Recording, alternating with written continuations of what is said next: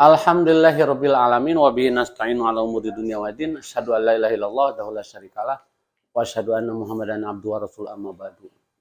Innal mautal ladzi tafirruna minhu fa innahu mulaqikum summa turadduna ila alimil ghaibi wasyahadah fayunabbiukum bima kuntum ta'malun. Artinya, kul innal mauta, katakanlah, innal mauta, kematian itu, alladzi tafirruna minhum fa innahu mulaqikum. Kematian itu yang kalian hindari, kalian lari dari kematian. Betul tidak? Kamu tuh nggak jawab yo gitu. Betul tidak? Betul. Jadi setiap orang pasti tidak mau mati, betul? Nah. Fa innahu mulaqikum, padahal kematian itu pasti menjemputmu. Dan kematian itu tidak tahu apakah anak kecil, bayi, aki-aki, nggak tahu. Pokoknya idza jaa ajalukum, apabila datang ajalnya, la taqiruna, tidak akan bisa dientarkan, watak julun, dan tidak bisa diburu-burukan. Itulah kematian. Jadi anak-anak, kematian itu meskipun kalian masih anak-anak, jangan berpikiran, oh saya tidak akan mati, masih jauh. Kan tidak salah, tidak ada salahnya dan harus wajib diketahui, ya. Betul salah? Betul. Nah, oleh karena itu di kelas 6 ini wajib diajarkan bagaimana cara menyikapi orang, menghadapi orang yang sakit keras hingga mati, dan bagaimana mengurus orang yang mati. Ya, perhatikan. Pertama, kalau ada orang yang sakit keras sudah dinyatakan oleh dokter ini sulit disembuhkan dan sudah ada tanda-tandanya kematian, misalnya ya, sakit yang membawa kematian itu yang sudah parah ya. Biasanya nih ya, kalau orang yang sudah sakaratul maut biasanya disebut anfal. Itu nafasnya kayak orang yang asma gitu, kayak orang yang susah bernapas ya. Gitulah ya. Nah, kalau kita sudah melihat tanda-tanda orang yang akan meninggal dunia, jangan panik dulu. Ya. Bolehlah kita bersegera dalam kondisi gawat darurat dibawa ke rumah sakit. Tapi sebaiknya tenang. Ada caranya. Bagaimana? Kita membaca doa dan mentalkinkannya. Apa mentalkinkan? Mentalkinkan itu membisikkan ke telinganya orang yang sedang sakaratul maut kalimat tahlil, anak-anak. Ya, misalnya nih, Irgi nih lagi sakaratul maut, ke telinganya la ilaha illallah gitu ya. Supaya orang yang sakit itu ya, orang yang sedang sakaratul maut ikut mengikuti kita yang mendiktekannya. Mendiktekan kalimat tahlil itu disebut ditalkin. Kata orang sakit, la ilaha illallah, la ilaha illallah, terus sampai kan si orang yang sakit itu tidak bisa melafalkan lagi karena sudah parah.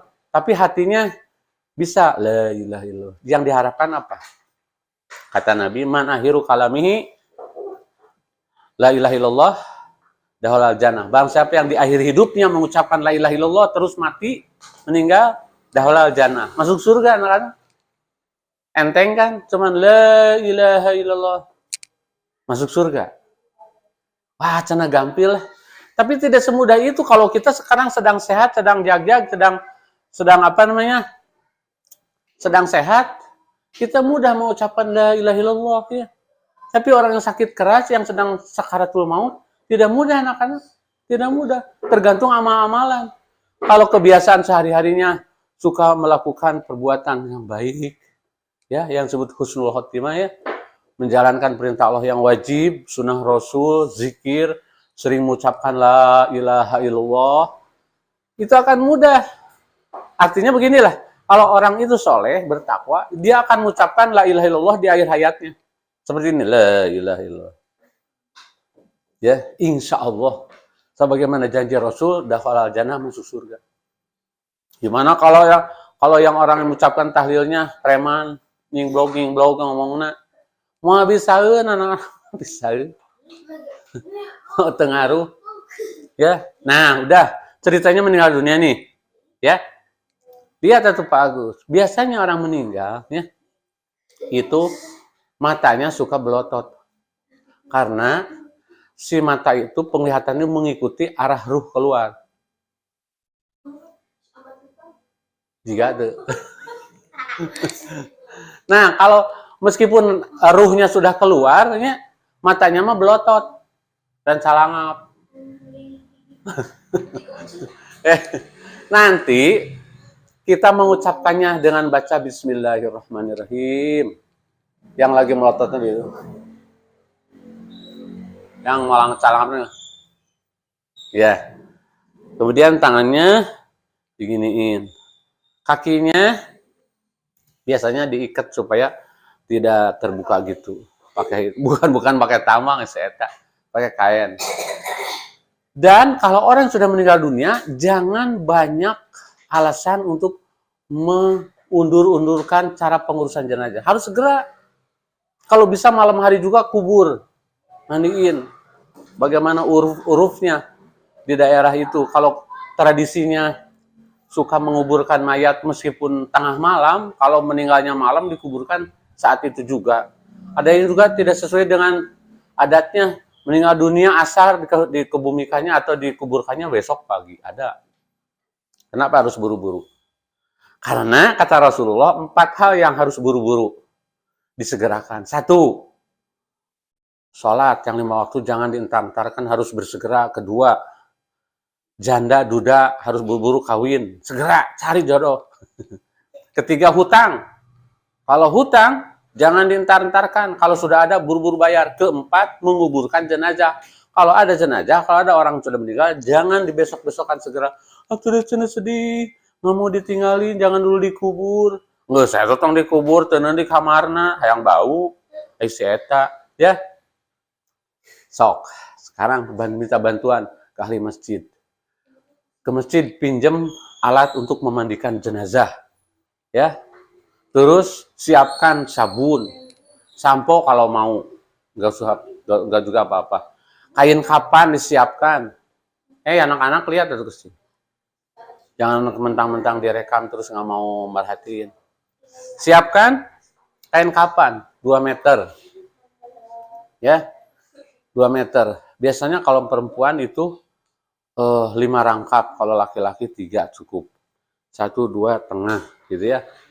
Pokoknya dipraktekkan cara-caranya. Sini untuk ikat yang di pocongnya di sebelah sini, tulis di sini, di sini, di sini, ya, di sini, sini. Nah, berbentuk pocong nanti. Siapkan dulu sebelum dimandiin. Jadi kain kapan itu jadi peralatan-peralatan. Terus ada orang yang dipercayakan untuk ke makam, segera menggali kuburan. Laporan ke RT, RW, minta pengantar dari RW untuk pemakaman. Segera digali. Nah, di sini memandikan. Cara memandikan, si mayat itu ditaruh di tempat khusus untuk memandikan mayit. Biasanya dari logam itu ya, kayak dipan itu ya, tempat memandikan mayat. Terus yang sebisa-bisanya diusahakan kalau istri yang memandikannya suami, kalau suami yang memandikannya istri, boleh dibantu anak-anaknya. Kalau anak-anak yang meninggal sama ayahnya, kakaknya kalau kuat jiwanya. Kalau misalnya yang meninggalnya ayahnya, kamu yang memandikan anaknya. Yuk mau ayah meninggal dunia curik, ada kita ngemandiin, ya mau. Pak Agus juga pernah dulu karena dekatnya pakai sabun, sebelah kanan dulu, dikumur-kumur sedikit, mau kebesekan, mau. Misalnya, eta irungna entong mesti kamu, hecih, mau namanya orang meninggal, ya, gitu. Dibersihin, gimana aja orang yang mandi sebersih-bersihnya. Biasanya anak-anaknya yang kalau berani memandikan, jangan yang orang lain, sama anaknya sendiri. Ayah, saya mau memandikan ayah ya, boleh? Cek ayah, boleh nak. Ya, mandikan. Sampai 3 kali pakai sabun, siram. Sampai kulitnya kesat gitu. Ya, nggak usah dalemannya dikeluarin sampai digini, nggak usah, biarin yang dalam mah. Suka ada yang gitu dikodokan liang pantatnya, keluarin nengoknya, nggak usah, nggak gitu-gitu doang kok. Nah, habis itu udah beres ceritanya ya, dimandikan sebersih-bersihnya, tutup. Ini ada satu lagi, auratnya, kemaluannya nggak boleh dibuka. Kebanyakan dibuka. Dibuka dulu cangcutnya, tapi nggak usah lihat. Terus ditutup handuk kecil. Jadi baik perempuan maupun laki-laki itu arah kemaluannya ditutup pakai kain, jadi nggak kelihatan gitu. Kalau orang yang mati mah nggak akan ada rasa malu, tapi kan kita harus menghargai, menghormati. Kata Nabi, hormati jenazah seperti menghormati orang yang masih hidup. Meskipun dia telah meninggal dunia, tapi tetap perlakukan dia seolah-olah dia masih hidup. Jangan terlalu keras, gosok. Yo, nggak lalu-lalunan sampai bersih. Rambutnya di sampoan sampai bersih. Jangan khawatir kalau ada yang masuk air ke hidungnya, nggak apa-apa. Terus kakinya, tuh si mayatnya kan nangkarak ya, lihat kan gini ya, ini udah bersih, dibaringkan ininya, punggungnya udah sebelah sini punggungnya ya ada. Nah, kalau sudah beres bersih, dibawa ke tengah rumah yang sudah disiapkan, kain kapan udah disiapin sama tim pembalut pocong di rumah. Kainnya sudah disiapkan 3 lapis, ikat-ikatannya semua udah disiapkan. Nah, terus disimpanlah jenazah. Kiblat kan itu ya, kiblat itu. Maka kepalanya ke sebelah sana, kakinya sebelah sini. Jadi itu kan kiblat ya, barat ya. Kepalanya di arah kanan. Lihat. Kakinya di arah kiri. Ya. Nah, dan mayat itu aduh cirgi tinggalin menin enggak pisan. Udah si mayat teh diarahkan ke kiblat. Nih, lihat. Nih. Jadi si mayat teh diusahakan supaya gini. Ini diganjel pakai anggel punggungnya. Selama mau disolatin. Ya. Habis gitu, nah. Jadi rukun ke-1 apa? Memandikan. Rukun mayat yang ke-1 apa? Memandikan. 2 apa? Mengkafani. 3, mensolati. Nah, kan udah diberes, diikat berbentuk pocong. Terus ditutup, boleh langsung disimpan ke belangkar. Apa namanya? Usungan keranda mayat. Nanti kan banyak bapak-bapak mau di masjid, mau di rumah, banyak yang nyolatin. Set. Nah, semuanya menghadap ke kiblat karena mayatnya dilentangkannya ke kanan, ke kiri, kemudian badannya, tubuhnya menghadap kiblat juga si mayat itu. Kemudian semua melaksanakan sholat jenazah. Oke, sini semua. Ini belakang Pak Agus. Ini sudah cara sholat jenazah. Berdiri semua. Satu saf aja. Satu saf. Tadi kan kiblatnya sebelah sini. Kiblatnya sebelah situ. Nah, mayatnya di sini nih ceritanya ya. Mayatnya di sini, kelapanya sebelah sini, kepala, kakinya sebelah sini, dan menghadap ke kiblat si mayatnya, tubuhnya. Karena yang meninggal dunianya laki-laki, maka Imam Pak Agus ini kepalanya nih. Bagus, cepat di arah kepalanya, ya. Allahu Akbar. Tapi kalau perempuan yang meninggalnya di arah perutnya. Nah, di arah perutnya kalau perempuan ya. Jadi, dengerin, salat mayat itu tidak ada ruku, tidak ada sujud, tidak ada ya. Cuman 4 takbir. Takbir yang pertama membaca ta'awuz dan salawat. Takbir yang kedua baca Allahumma gfirlahu warhamhu dan selanjutnya. Takbir ketiga baca Allahumma gfirli hayyina wa mayyitina. Takbir yang keempat Allahumma anta rabbuha wa anta khalaqtaha ya. Contohnya ini kan mayat laki-laki ceritanya ya. Tidak usah jauh karena tidak ada ruku sujud. Gini juga nggak apa-apa. Asal tangan tidak kena ke pundak paus aja. Allahu Akbar. So. A'udzubillahi minasyaitonir rajim. Bismillahirrahmanirrahim. Alhamdulillahirabbil alamin arrahmanirrahim maliki yaumiddin. Iyyaka na'budu wa iyyaka nasta'in. Ihdinas siratal mustaqim. Siratal ladzina an'amta 'alaihim ghairil maghdubi 'alaihim waladdallin. Bismillah. Allahumma sholli ala Muhammad. Jadi tidak disuarakan dalam hati semua. Allahumma sholli ala Muhammad wa ala ali Muhammad kama shallaita ala ali Ibrahim.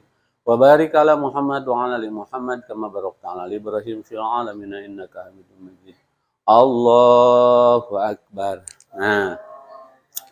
Allahumma ighfir lahu warhamhu wa'afihi wa'fu anhu akrim nuzulahu wa wasi' madkhalahu agsilhu bil ma'i wasari wal barad wa naqihi minal khotoyaya kama yunaqqa sabul abyadu minad danasi wa bilhu daron khairan min darihi wa ahlan khairan min ahlihi wa zawjan khairan min zawjihi wa qihi fitnatal qabri wa azabannar. Allahu Akbar. Takbir yang ketiga sekarang ya. Ente ruku. Udah dikasih tahu tidak ada ruku. Takbir yang ketiga ya. Allahumma gfirli hayyina wa mayyitina wa saghirina wa kabirina wa zakarina wa unsana wa syahidina wa gobina. Allahumma ahyaitahu minna fa ahyi ala islam wa ma yatafataitahu fatawaffahu ala iman. Allahu Akbar yang keempat ya. Allahumma anta rabbuha wa anta khalaqtaha wa anta razaqtaha wa anta qabataruha wa ta'lamu sirraha wa alaniyataji'nya supa'a fagfirlaha. Langsung assalamualaikum warahmatullahi wabarakatuh. Assalamualaikum warahmatullahi wabarakatuh. Nah, seperti itu. Silahkan, please down. Idris. Tafadhol Idris. Ya, dulu lagi. Nah. Jadi salat jenazah itu simple kan? Ya, simple. Makanya kalau ada yang kamu harus salat biar doa tidak apa. Tapi saya harus yakin kalian belum ada yang hafal ya. Nanti coba nanti dites. Ya. Kita berikan contoh doa-doanya. Udah beres kan? Salat itu rukun jenazah yang keberapa? Salat jenazah rukun keberapa? Ketiga. Yang keempat apa? Yang keempat, mengkuburkan. Nah, yang terakhir. Udah kan beres disolatin. Hukumnya salat jenazah apa? Fardu kifayah. Fardu kifayah itu wajib disolati meskipun tidak seluruh umat Islam mensolati. Cukup, cek paribasana satu orang cukup. Tapi lebih banyak, lebih baik buat jenazah. Dan buat yang sholat dapat pahala. Buat jenazah juga, kalau disolati oleh 40 orang yang tidak musyrik kepada Allah, jenazah itu akan diampuni dosanya. Kok luar biasa kan? Cuman kan jarang cari orang yang tidak musyrik, yang takwa itu ya, yang soleh. Tapi mudah-mudahan kan. Udah gitu, langsung jenazah disiapkan. Mau pakai mobil, mau pakai keranda mayat, terserah. Yang penting disiapkan. Bapak-bapak minta bantuan Irgi sini untuk mengusung jenazah. Ya, bawa ke mobil. Pakai serine. Langsung ke kuburan. Dengerin, di kuburan itu ya, makbaroh, disebutnya makbaroh, liang lahat, itu udah disiapin. Jangan sampai begini, pas dia bawa ke kuburan, udah belum digali, atau lila, engke mayitna ngamek, buru atuh urang panas. Cing najar. Ya. Yang kesel bukan mayat hitanya, ya. Makanya segera lakukan penggalian. Jadi harus ada komunikasi. Yang di kuburan, ini nih mau OTW nih, mayat ke kuburan udah siap belum? Kata orang kuburan, bentar lagi, setengah jam lagi, oke. Simpen dulu mayatnya di rumah dulu atau di masjid. Nanti kalau udah ngehubungin dari pihak kuburan, halo, dari Makbaroh, dari Sinaraga, udah siap, udah gaskeun. Makbaroh udah siap, liang lahat udah beres, segalanya udah beres. Ya, berangkatlah ke sana. Dan kalau bisa perempuan tidak ikut sih, kata Rasulullah, makruh hukumnya. Karena perempuan itu kadang-kadang lemah mentalnya, suka nangis, suka ada yang pingsan. Nanti kalau pingsan siapa yang mau mangku? Pajri. Nanti mangku. Ya, jadi jangan ikut perempuan kalau bisa. Udah laki-laki aja. Tapi tidak digubris juga sama kaum muslimat. Karena, wah masa nggak ikut ke kuburan sih? Masa suami saya meninggal dunia, saya istrinya sendiri nggak boleh ikut? Bukan nggak boleh. Yang lebih baik tidak ikut, doakan aja. Dia mau kan jarang pasti ikut, wayang oh. Anak-anak yang ceweknya, bibinya, uanya, oh ikut kabehanan. Nangis. Kenapa nangis, Bu? Sedih ditinggalin. Nggak mau berpisah sama ayahnya. Kalau nggak mau berpisah ya jangan pulang ke rumah, udah masuk aja ke liang lahat sekalian. Nggak mau, kok kan belum mati aku. Makanya jangan ikut ke kuburan, Bu. Udah aja doakan di rumah. Ya. Kalau misalnya kamu ayahnya meninggal dunia, jangan dulu ya, nanti udah tua.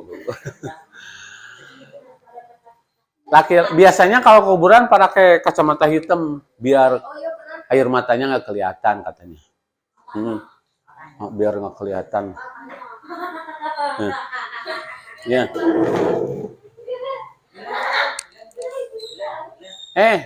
Ya. Nah, di kuburan apa aja yang dilakukan? Pertama, ketika sebelum mayat dimasukin, ada orang dulu minimal 2-an. Kalau kuburannya rada luas 3-an. Untuk menerima jenazah untuk disimpan di liang lahat. Ya. Caranya gimana? Si eta ini jenazah. Biasanya begitu. Ini kepalanya sebelah sini ya. Ini kakinya. Jadi gini, set kepalanya dulu. Ya. Dulu kakinya simpan di liang lahat. Doanya ketika menerima mayat dari orang yang ada di dalam kubur, pendek anak-anak. Bismillahi ala millati Rasulillah. Bismillahi ala millati Rasulillah. Dengan nama Allah, dengan millah Rasulillah, dengan cara-cara yang diajarkan Rasul. Masukin. Dulu ditutup pakai papan. Namanya tetebeng, ya, tetebeng. Pakai papan. Liang lahat ada 2 macam, ada yang di samping, ada yang di tengah-tengah. Aduh, ampun, dengerin. Ada yang di tengah-tengah. Di tengah dicowak gitu buat satu tubuh. Bukan biasanya, menurut sunnah, si mayat itu di liang lahatnya jangan terlentang. Tapi gini, kayak tidur kita, kayak tidur. Ya. Tidur kan gini. Nah, mayat itu sini. Jadi mayat itu menghadapi dinding kuburan. Diganjel pakai bantal dari tanah di bulat-bulat. Ganjel. Jadi supaya tidak terlentang. Sebelum dilentangkan, sebelum disampingkan tubuhnya, dibuka dulu ikatannya. Itu sunnah aja, nggak juga apa-apa. Ya. Oh iya cenah, kalau tidak dibuka suka balik lagi ke rumah. Kenapa aku nggak dibuka? Cek yang di rumah, buka aja sendiri. Emang gue pikirin. Enggak, itu cuma sunnah aja dibuka. Karena apa? Karena si mayat itu akan mengalami pembusukan, anak-anak. Akan bengkak gitu. Penuh belatung. Seminggu, 2 minggu, sebulan, 2 bulan. sebelum tinggal tengkoraknya, si dagingnya itu digerogoti belatung dulu. Belatung dari mana datangnya? Cacing tanah ada, belatung itu dari tubuh sendiri, dari lambung. Itu kan lambung tuh jadi membusuk, jadi belatung. Belatung itu kan lapar, akhirnya makan daging, digerogoti daging manusia sampai habis. Nanti belatung masih lapar, belatung udah banyak, tapi makanan udah habis.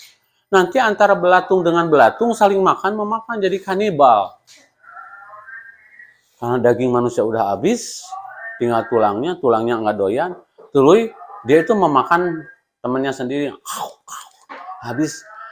Yang pendekarnya, yang juaranya ya, tinggal seorang gede awakna si belatung itu teh. Lapar itu katanya gitu, si belatung yang tinggal satu teh lapar kayak gitu. Jadi si tengkorakna teh jadi numpuk katanya. Kan bisa tengkorak teh berterlentang jadi numpuk. Tulang tengkorak di tengah, tulang kaki di pinggir, karena itu teh digeser-geserin belatung yang rajanya itu katanya. Nah, setelah 7 langkah orang yang mengantar ke kuburan pulang, itu ruhnya akan dibangunkan oleh malaikat mungkar nakir. Nanti ditanya, marabuka wa nabiyuka wa imanuka wa kiblatuka. Pokoknya nantilah buktikan aja di kuburan apa yang ditanya. Yang jelas dia akan bertanya tentang matematika, nggak akan. Yang ditanya itu prestasi ibadah kalian di dunia itu seperti apa, itu yang ditanya. Mana sih di dunia teh naon wae, salat osok belang betong tara. Abdi mah cenah geto di awal waktu wae. Padahal henteu cek malaikat teh, emang aku bisa dibohongi? Bisa dikibulin enggak? Gabek. Malaikat digebung. Ditanya, kalau prestasinya bagus, nanti oleh malaikat disuruh tidur. Ya, silahkan tidur sampai kiamat tiba. Ditidurkan. Nanti setiap sore dan petang, setiap petang dan pagi dibangunkan untuk melihat prestasi apa yang akan diperoleh oleh dia nanti ketika sudah kiamat tiba. Apakah dia ke neraka atau ke surga? Katanya itu ada TV-nya, ada videonya. Oh nyawanya bagus, aya video bisaun gitu nya beda. Jelema wae bisa, komo Allah. Nggak tahu seperti apa, ada Pak Ustadz can maut. Soknya kamu duluan, aku mau percaya. Kalau nggak percaya duluan, Pak Ustadz mah percaya nanti aja belakangan. Nanti diliatin, aduh, aku nanti dimasuk neraka ya Allah, tersiksalah dirinya karena melihat tampilan dia kelak di neraka. Itulah yang disebut siksa kubur. Tapi kalau orang yang soleh dilihatin surga, inilah tempat kamu kelak apabila sudah kiamat tiba, kamu akan masuk ke dalam surga, inilah rumahmu akan, ya Allah, segeralah kiamat tiba ya Allah, aku ingin memasuki surga. Itu nikmat alam kubur namanya. Terusan gitu sampai kiamat tiba manusia teh. Nah, cenah kan udah hancur itu mah. Yang hancur makan fisiknya, ruhnya mah nggak hancur, nggak mati. Yang mati mah kan tubuh kita. Ya, kayak orang yang mimpi itu kan mimpi ada di alun-alun, mimpi ada di mana, padahal tubuh kita di kamar kan, ya. Tapi kita perasaan lagi gimana gitu, kayak gitu. Orang mati itu kan jasadnya udah membusuk, udah bersatu dengan tanah kayak atau apa, tapi ruhnya kan nggak mati, disimpan di alam barzah. Alam barzah itu sebuah alam tempat bersemayamnya ruh-ruh manusia yang tidak butuh waktu dan ruang. Yang disebutnya alam barzah entah berantah nggak di mana, nggak tahu kan, kita belum meninggal ya. Cuman keterangan seperti itu, ada alam barzah tempatnya para arwah. Apakah arwah bisa keluar dari alam barzah itu? Ya nggak tahu. Yang jelas manusia yang sudah meninggal dunia tidak bisa balik lagi ke dunia. Orang yang sudah meninggal dunia tidak bisa balik lagi ke alam dunia. Nggak bisa. Makanya jangan takut di kuburan. Kenapa takut? Itu gara-gara ditakut-takutin sama film hantu. Itu yang meninggal dunia jadi pocong. Bagaimana bisa jadi pocong? Orang udah nggak berdaya, udah ada tenaga, udah nggak ada ruh, masa bisa? Ya sana itu mah yang masuknya setan. Ya setan itu yang menyerupai orang yang sudah mati. Kalau ada yang pocong itu tajam. Wus, wus, wus. Ternyok ke Pak Agus datang. Takut. Enggak. Itu mah kepercayaan agama lain. Keyakinan agama kita apa? Kalau orang udah meninggal. Innalillahi wa inna ilaihi rajiun. Asal kita dari Allah akan kembali kepada Allah. Masa balik lagi ke dunia? Ada nggak yang balik lagi ke dunia? Ada kalau Allah menghendaki. Ashabul Kahfi ditidurin sampai ribuan tahun. Bayangin, terus bangun lagi. Itu dalam surat Al-Kahfi. Masih on? Ya, kayak gitu. Udah 5:30 anak-anak. Oh, 4:30 ya?